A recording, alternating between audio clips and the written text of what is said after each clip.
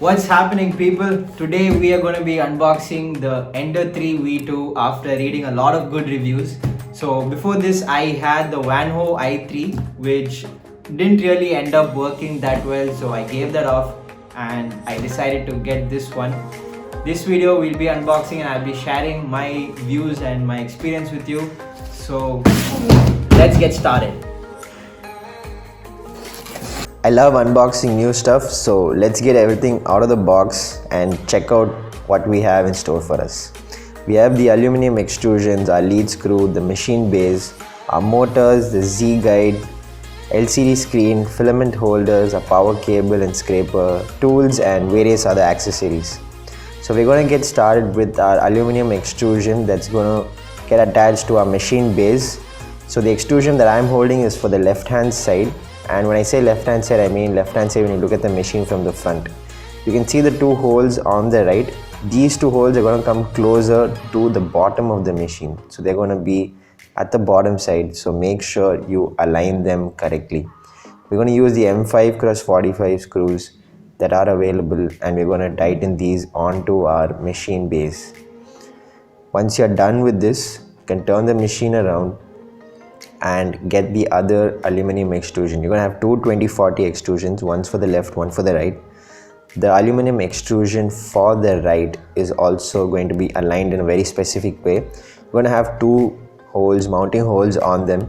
Make sure that the hole that is closer to the edge comes on the bottom side so that this can be mounted onto later on.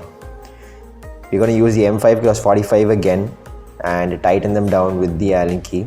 You can use the longer side of the Allen key first to really fasten the process of tightening, and then use the shorter side to give a little more pressure while tightening your bolts down.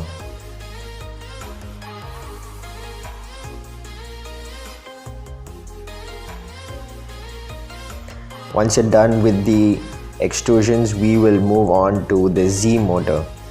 So to mount the Z motor, you'll have to take off the coupler, and we use the M4x18 screws and mount it onto the left hand extrusion. So this is going to go into the two holes that we saw initially. Over here you can align your motor. Try to align it as flat as possible to the base.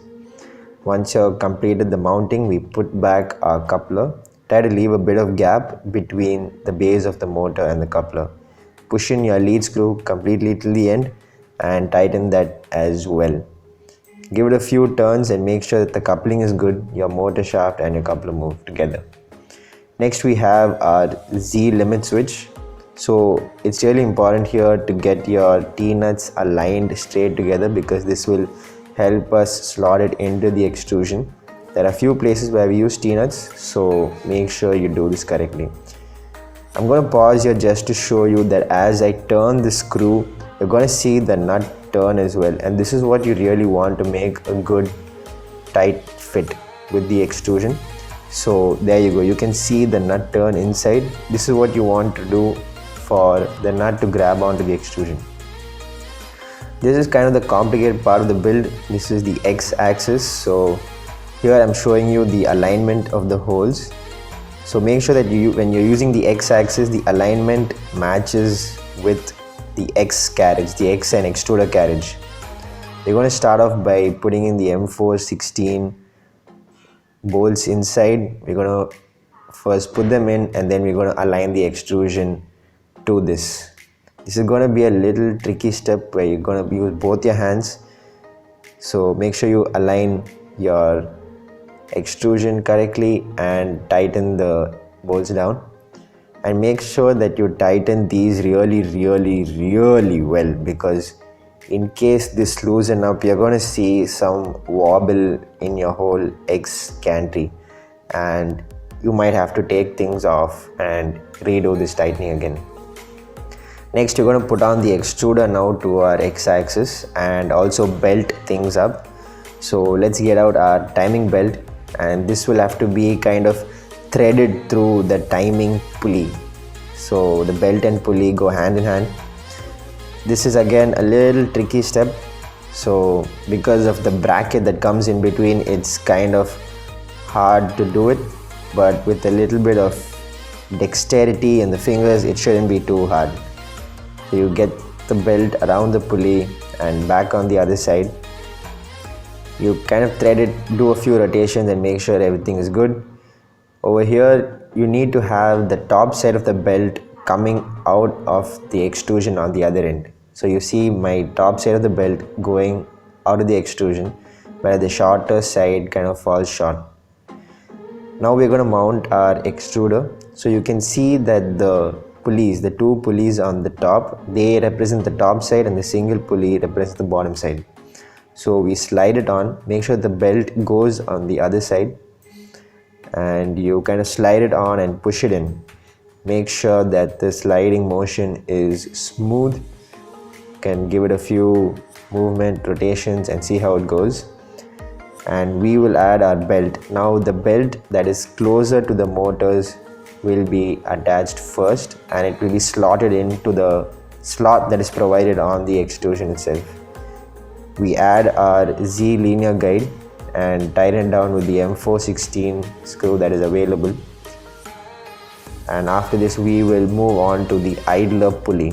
So this is the idler pulley for your X-axis, and your belt is going to thread through this as well. So on the idler pulley, you're going to have these ridges that you see over here. This is going to face the top side. So make sure you put this correctly, because things will not align later on when you are putting the cover back. Similarly, we're going to thread the belt and take it to the other side, and then we're going to slot it onto the extruder. A little tricky step, so make sure you do it carefully and not to break anything in the process. Getting into the slot is a little hard, but it shouldn't be too difficult to do it. Once you're done with that, just check the tension and just make sure things are properly aligned or assembled, and you should be good to go. There you go. This is the idler pulley completed. We will just have to put back the cover and bolt things down again. Yeah, the cover goes in only one particular way, so this is why it's important to align the pulley properly as well. We bolt it down again with the M416 on one side, and we should have I think a socket head or a tapered head screw on the other side. So just make sure to put that, the M4x14.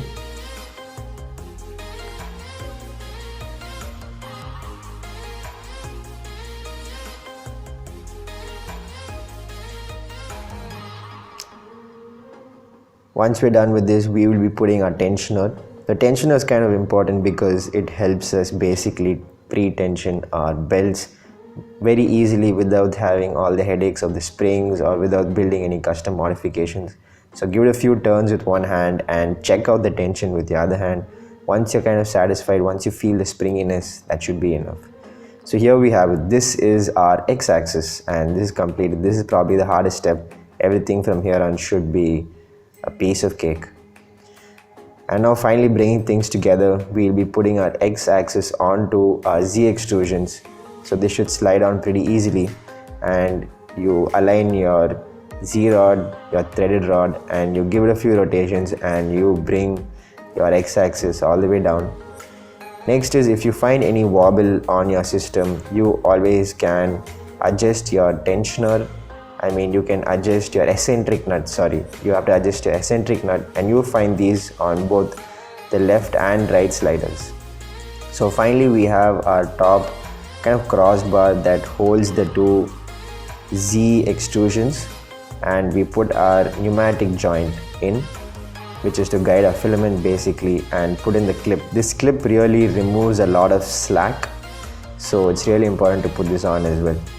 Next we have our filament holder. So the filament holder uses the M5x8, and we'll be using T-nuts as well. So don't tighten these all the way down. Make sure that they are a bit loose, and you can slide them onto the extrusion and then tighten them down finally.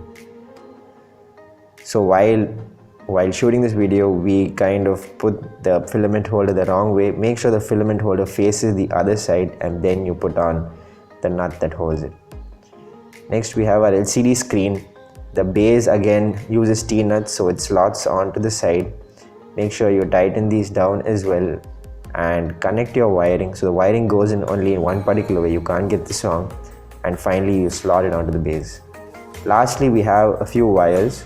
We are showing you the Z limit switch. So limit switches use 2 wires, whereas your motors use 4 wires itself. So this is the X limit switch. Everything comes marked. The X limit switch is a little difficult to put in, but you should be able to get it, not too hard. Now we have the X axis. Remember, for the motors they have 4 wires, not to get confused. And this is the extruder. The extruder goes into the extruder motor. And lastly, we have the Z axis that is coupled with the Z threaded rod. And there you have it. This is completed and we are good to go. Put in your power and turn it on. That's it, guys. This is the assembly. That's all it takes. This is the Ender 3 V2 in all of its glory, and we are good to go and get started with printing. Hey guys, I hope you enjoyed this unboxing. I hope you learned something from it, and most importantly, I hope it was useful for you. If so, hit the like button, subscribe, share this, it's the usual drill. And before ending this, I would like to share one YouTuber who inspired me to start YouTube videos. That is CNC Kitchen. So it's already a really famous channel, and if you haven't seen it yet, click on the link below and go and check it out as well. Thank you for watching and see you in the next one.